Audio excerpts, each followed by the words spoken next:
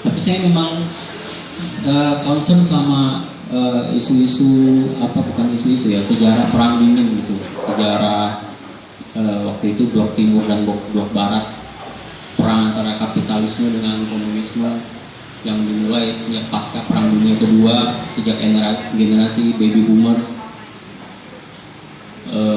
Kenapa sih saya tertarik? Karena itu kemudian terkait sama sejarah bangsa kita ya.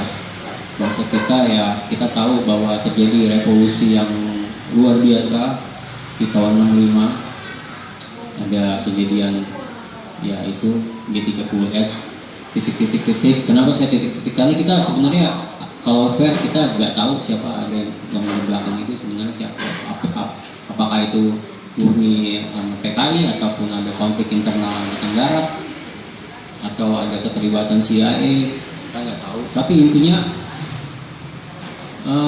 kejadian itu membawa merubah arah perjalanan bangsa kita terkait dengan saya.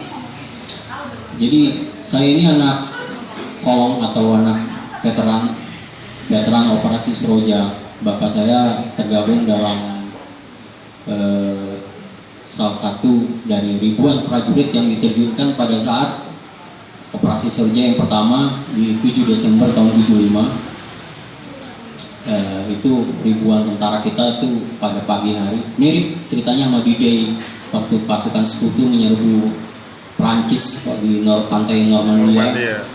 6 Juni itu tahun berapa sih itu ya, pokoknya intinya di D-Day-nya kita punya D-Day waktu itu menyerbu Timor Portugis. Waktu itu namanya masih Timor Portugis, kemudian menjadi Timur, kemudian sekarang sejak tahun 99 ada kemudian menyatakan diri merdeka, sekarang jadi Timor Leste.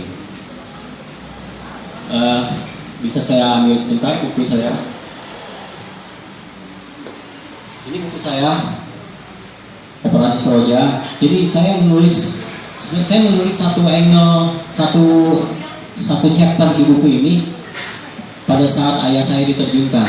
Sebenarnya diterjunkan pertama kali ke Timor Portugis di 7 Desember pagi hari. Satu chapter itu saya tulis di blog, saya tuangkan di blogs di 2012 kalau tidak salah, saya pasti di 2012 saya ingat. Kemudian bertahun-tahun kemudian di 2016 ada satu penerbit menghubungi saya via email. Dia tertarik untuk membukukan buku saya, dan hanya dia meminta untuk dikembangkan lagi. Jadi tidak hanya bercerita pada saat penerjunan di 7 Desember tahun 75, tapi sejarah dari kacamata sisi ayah saya ini. Nah, saya kaget karena saya nggak nyangka ada yang penerbit tertarik sama kisah saya di blog itu. Memang ratingnya di blog saya itu viewersnya sebanyak banget gitu, memang banyak gitu, sampai ada yang tanpa izin menaruh iklan di blog tulisan saya itu gitu ya. Siapa yang tidak, itu kayak kejatuhan durian ya, siapa yang tidak tertarik mengiyakan, saya iyakan. Kemudian intinya begini nih, saya bersyukur akhirnya ada yang tertarik membukukan buku saya ini. Kenapa? Karena Operasi Seroja adalah salah satu, mungkin bisa dibilang salah satu sejarah yang terlupakan atau dilupakan. Tapi ini penting. Kenapa? Karena ini merubah arah sejarah bangsa kita.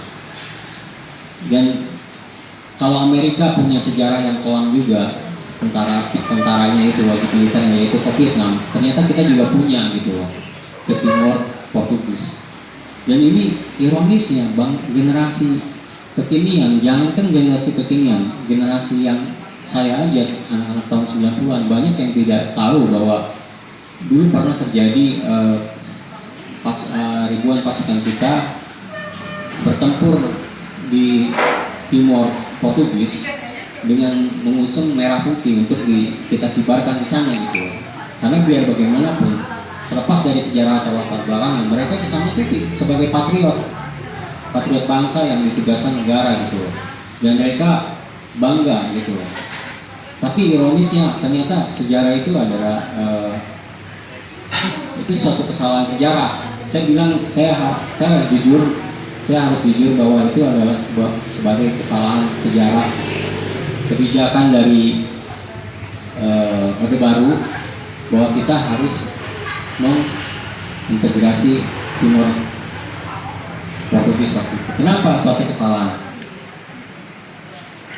Karena kita merdeka itu adalah perayaan administrasi dari pemerintahan kolonialis Belanda. Kemudian kita memproklamasikan diri 17 Agustus. Itu tuh diserahkan pada saat dari Belanda ke Indonesia, ya dari Sabang sampai Merauke, dari Aceh sampai Papua, minus Timor.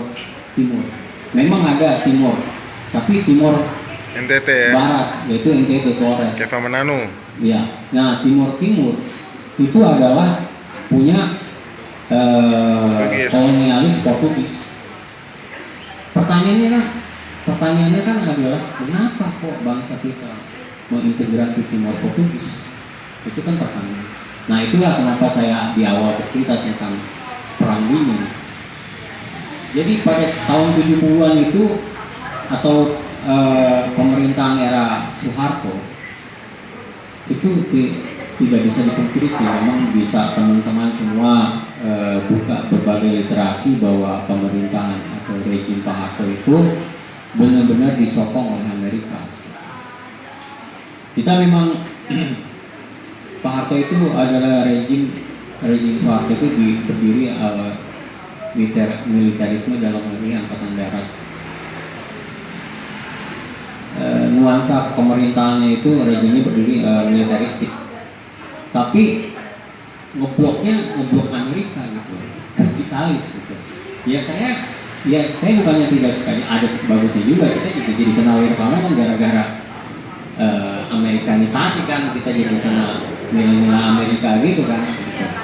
Hanya saja berjalannya kekuasaan rejim militeristik itulah yang kita tidak sukai. Kita kan semua waktu pada saat era Pak Harto itu dibungkam ya, demokratisasi terus segalanya, ibaratnya kekayaan di satu kelompok aja gitu, rejim kelompok cendana seperti itu.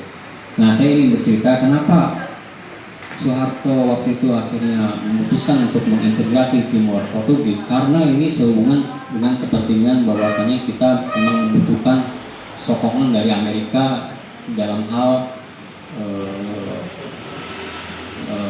dana-dana atau semacam lembaga-lembaga donor kita.